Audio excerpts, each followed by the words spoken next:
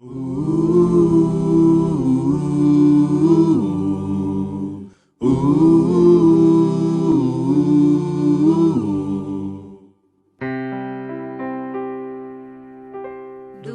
teu falar, ó Salvador,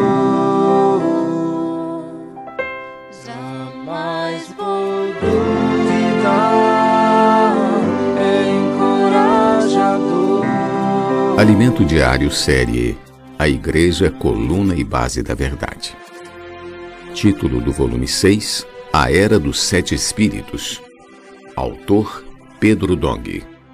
Título da semana 1, A Era dos Sete Espíritos.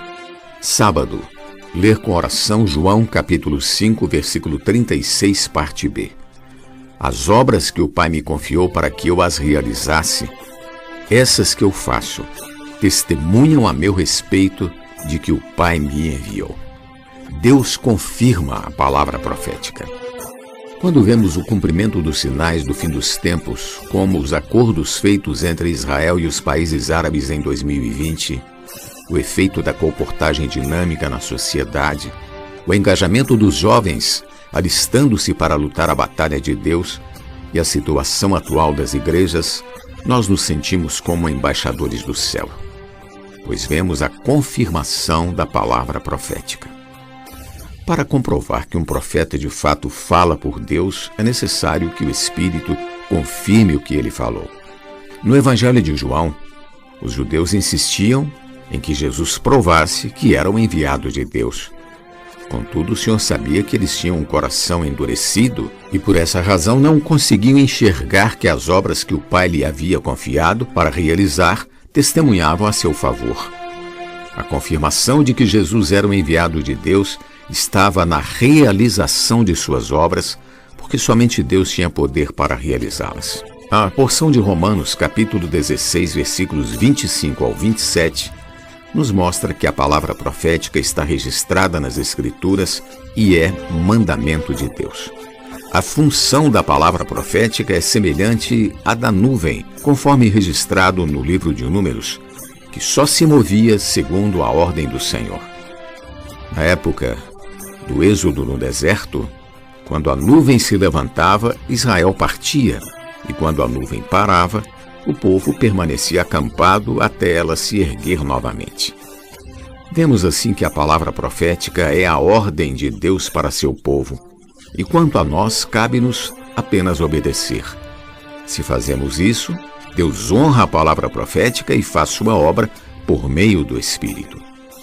O episódio que envolveu Miriam e Arão, também registrado no livro de Números, mostra-nos que é o próprio Deus quem escolhe o profeta para representá-lo. Vemos que, ressentidos, Arão e Miriam questionaram a autoridade de Moisés. No momento em que fizeram isso, o Senhor ouviu e ordenou que os três fossem à tenda da congregação. Leamos a sequência. Então o Senhor desceu na coluna de nuvem e se pôs à porta da tenda. Depois chamou a Arão e a Miriam, e eles se apresentaram. Então disse: ouvi agora as minhas palavras. Se entre vós há profeta, eu, Senhor, em visão a ele, me faço conhecer ou falo com ele em sonhos. Não é assim com o meu servo Moisés, que é fiel em toda a minha casa. Boca a boca falo com ele, claramente e não por enigmas, pois ele vê a forma do Senhor. Como, pois, não temestes falar contra o meu servo, contra Moisés? E a ira do Senhor contra ele se acendeu e retirou-se.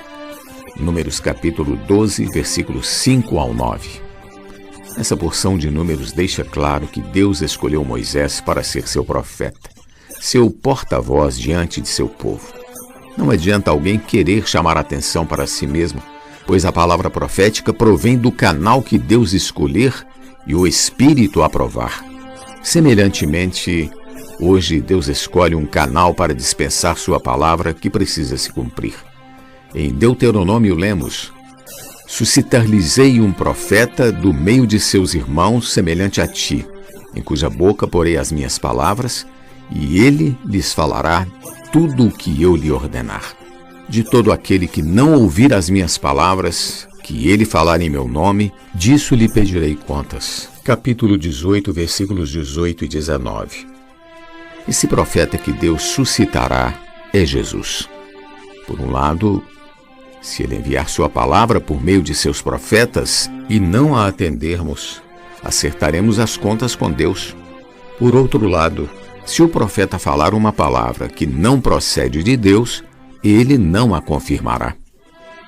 Em seu primeiro discurso após a ascensão de Jesus, Pedro o apresentou ao povo judeu como varão aprovado por Deus diante de vós com milagres, prodígios e sinais, os quais o próprio Deus realizou por intermédio dele entre vós, como vós mesmos sabeis. Atos capítulo 2, versículo 22.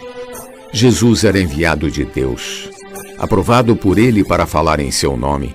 Deus confirmou seu profeta com milagres, prodígios e sinais. Depois de sua ressurreição, Jesus apareceu aos 11 discípulos e lhes deu a incumbência de pregar o evangelho a toda criatura.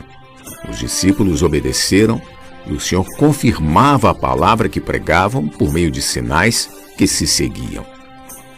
Vemos aqui mais uma vez que toda a palavra profética precisa ser confirmada por Deus. Aleluia! Pergunta de hoje: como identificar a palavra profética? Do teu falar, ó Salvador, jamais vou duvidar, é encorajador, fiel me faz andar, faz tua glória ver, o mal vem derrotar. Fiel me faz andar, faz tua glória ver,